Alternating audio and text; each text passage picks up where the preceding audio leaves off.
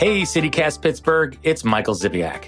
While CityCast Pittsburgh works hard every day to connect you with the stories that matter most, I'm working in the background making sure that our listeners are connecting with the best that Pittsburgh has to offer. So what does that look like? It means meeting with the people who make Pittsburgh what it is. The business owners, the stakeholders, the decision makers. The Pittsburghers who put together those food festivals you enjoy, the concerts you attend, the exhibits you can't miss, and who make those candles your mom can't stop talking about. If this sounds like you, let me help you get your message out to the city's best audience with an ad right here on the CityCast Pittsburgh podcast and on our sister daily newsletter, Hey Pittsburgh. Shoot me an email at ads@citycast.fm and let's connect.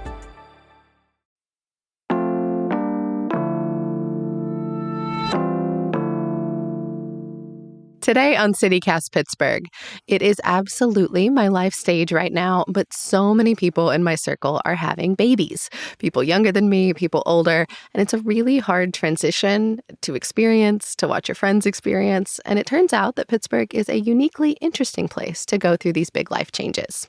For Maternal Mental Health Month, we're with someone who helps folks go through these transitions to new parenthood during what can be a really vulnerable time.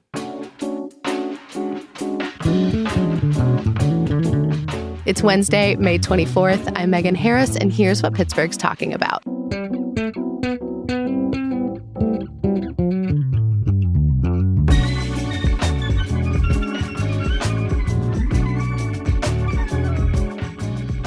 Dr. Rebecca Brent is the program director for Women's Behavioral Health at West Penn Hospital. Welcome, Dr. Brent.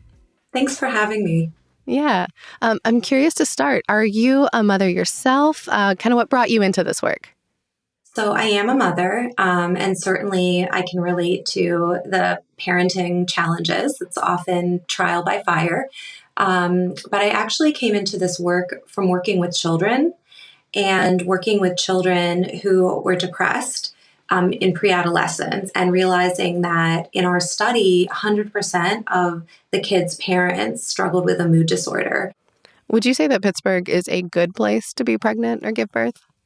Well, I will say yes. Interestingly enough, 2020 Moms and Georgetown University just came out with a big report that gave state report cards for maternal mental health. And so the state of the nation is not great. The average grade was a D. Pennsylvania has a C. So it is above average, and the best grade across the country was a B-, and that was in California. When you look at the different criteria for grading, we do have more perinatal mental health services in the state of Pennsylvania than an average state. So I think it's better than some states, but we still have a long way to go. Yeah. I mean, speaking from experience, pregnancy is really weird. Yeah. If all goes well, you spend, 8 to 10 months slowly losing all sense of bodily autonomy. Yeah. You have to make peace with how much is totally out of your control. Then you actually give birth, and it's magnified so much. And even if your mind plays ball, your body still has to heal. And it's not a few days. I feel like a lot of us are asked to, really project joy immediately. And It can take a long time for you to really begin to feel like yourself, to find a new identity, all while caring for this brand new person. When you're looking at this stuff in a clinical setting, what signs do you look for that something might not be okay for a birthing person? Typically, we tell parents and family members to look out for changes in their approach to themselves and other people. So someone who isn't able to sleep when the baby sleeps, isn't eating or is eating a lot more, feels like they can't care for themselves or the baby. I think certainly having any thoughts of this was a mistake and I can't do this, my baby would be better off without me. Any thoughts about wanting to hurt yourself or the baby would be really alarming. But it's, these perinatal mood and anxiety disorders are incredibly common in pregnancy and postpartum. And so women... Like how common? Typically, about 1 in 5 birthing parents are going to experience a perinatal mood and anxiety disorder. And what kinds of disorders are you talking about? Obviously depression. I feel like we hear about that one a lot. Yeah, actually, we see more anxiety than depression. Okay. So we see perinatal OCD, obsessive compulsive disorder, that can look like a lot of repetitive thoughts and worries about something bad happening to your baby or about you doing something bad to your baby, even though you don't want that to happen. But birthing parents can have these images that pop into their head over and over again, and then tend to check on the baby a lot or take a lot of measures to make sure that the baby's safe. And sometimes, if they're worried, they're going to do something about to the baby. They won't be alone with the baby. It Hmm. can cause a lot of problems in developing a relationship. So we do see a lot of OCD. We see symptoms that are kind of consistent with generalized anxiety disorder. So just a lot of worry, irritability, tension, trouble sleeping. Sometimes we see postpartum PTSD, sometimes in the context of birth trauma, which is really self-defined. Sometimes we see panic attacks, where birthing parents will have really intense physical symptoms of anxiety, and that might wake them from sleep or interrupt their daily activities. And sometimes it doesn't fit into a neat box, so people can have symptoms from multiple categories. How does the treatment maybe differ for someone who experienced any of those things before they became pregnant? I feel like so many of us deal with different levels of stress and anxiety just from our general world. Yeah, well, the number one risk factor for having a postpartum depression or a perinatal mood and anxiety disorder is a prior history. And I think the symptoms of depression really look the same. It's the content. It's classic in depression to have thoughts about lower self-esteem of I'm not doing well. But during the perinatal period, it often has to do with parenting. I'm not a good mom, or I'm never going to figure this out. Hmm. The symptoms of hopelessness and inadequacy and self-blame just transfer to another area of one's life. Yeah. Well, so after pregnancy, how do people usually get diagnosed? What's the triggering mechanism maybe for them to see someone like you or a specialist in your clinic? So I think historically, women and birthing people have been hesitant to reach out for help because they're worried about what the impact is going to be. Are someone going to think I'm not fit to be a mother and they're going to take away my baby? There's so much stigma and shame about feeling like this was a mistake when it's supposed to be the happiest time in your life. And so I think unless we ask, often people aren't going to tell us. The literature really suggests that screening women at different points during pregnancy and postpartum gives us the best chance at identifying people who are more at risk or already struggling.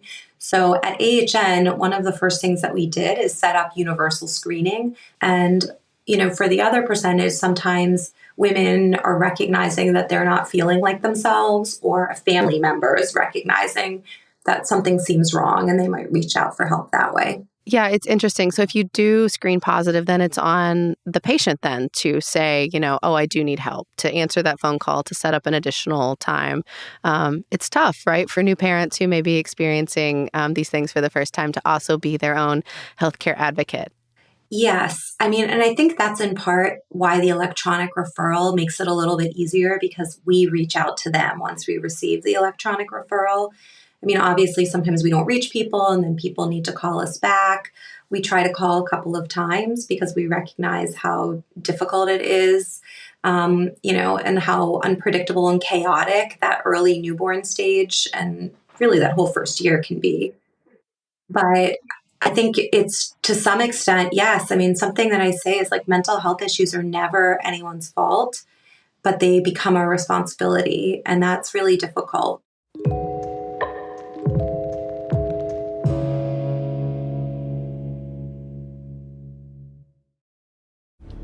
This episode is brought to you by the new Disney Plus original series, American Born Chinese, which tells the story of Jin Wang, an average teenager dealing with the ups and downs of high school, only to find himself entangled in a battle with Chinese mythological gods. Based on the graphic novel by Jean Luen Yang, the series explores culture, identity, and acceptance through the lens of adolescence. American Born Chinese, premiering May 24, exclusively on Disney+. So what is the treatment option then?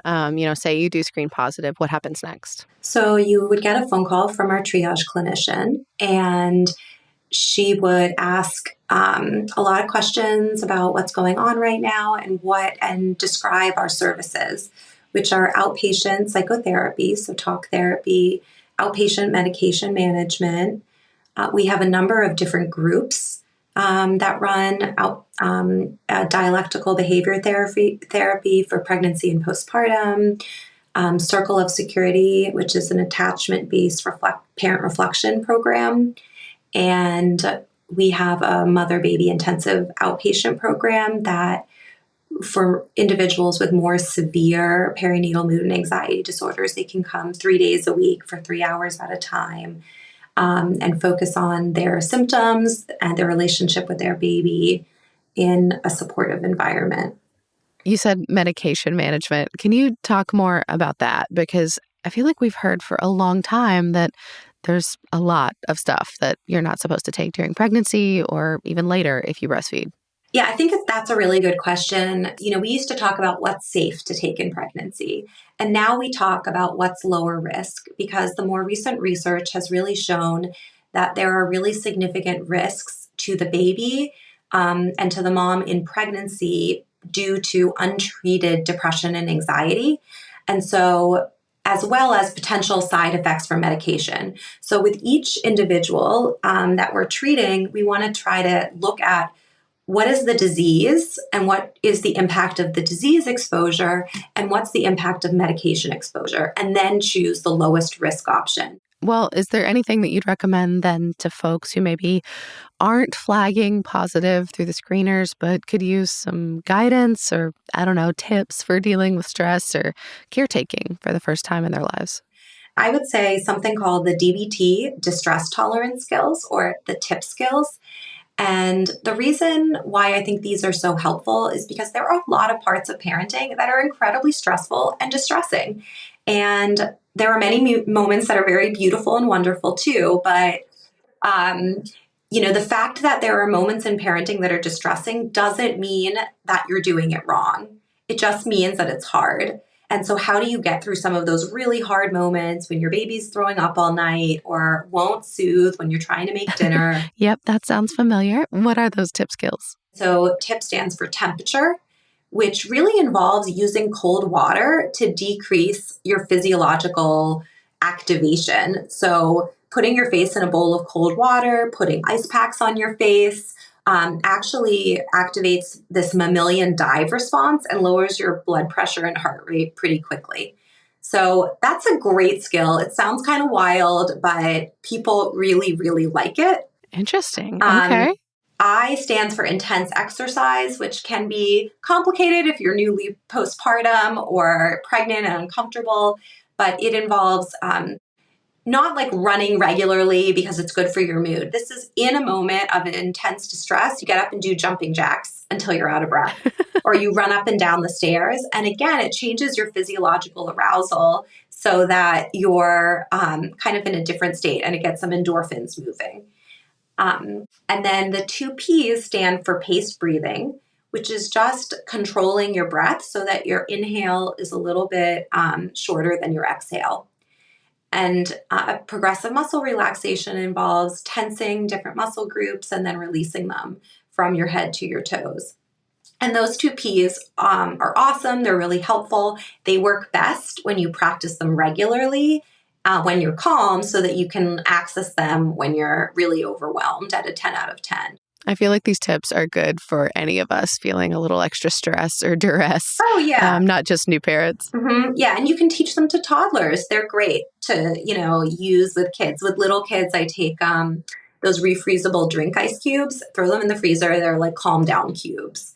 And they can hold them and calm down. And so there's a lot of ways to adapt it. Paced breathing you can do with kids, like smell the flower. So like they're breathing in through their nose, blow out the candle, they're breathing out through their mouth. And then it's like, you're really building this skill together and modeling it for your kids. I really like those. I'm glad you brought that Yeah, up. Thank sure. you. Dr. Brent, thank you so much for your guidance and for your work for birthing people in our community. You're welcome. Thank you so much for having me today.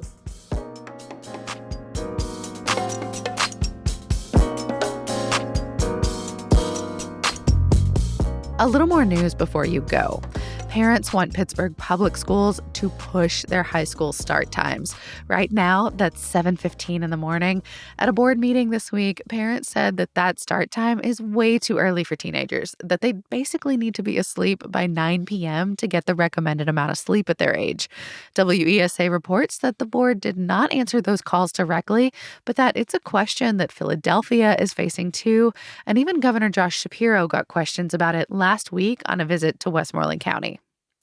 In Pennsylvania, doulas can now access funding to apply for a state certification. If you're not familiar, doulas can act sort of similar to midwives. They give birthing people emotional and physical support before and during childbirth, but they aren't consistently recognized as healthcare providers here in Pennsylvania. So these folks often don't make enough money to make this their full-time job. But certification would allow them to get reimbursed by Medicaid and by health insurance plans, but that certification, of course, costs money. The Pennsylvania Doula Commission is offering $50 scholarships. That's enough to cover the application fee in the hopes that it could help lower the state's maternal mortality rate, especially in communities of color.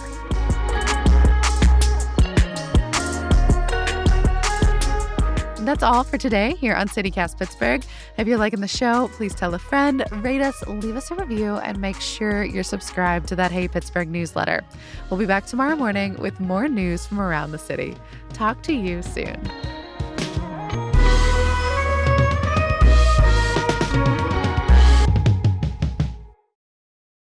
Oh, yeah, they're good life stress skills. I mean, certainly.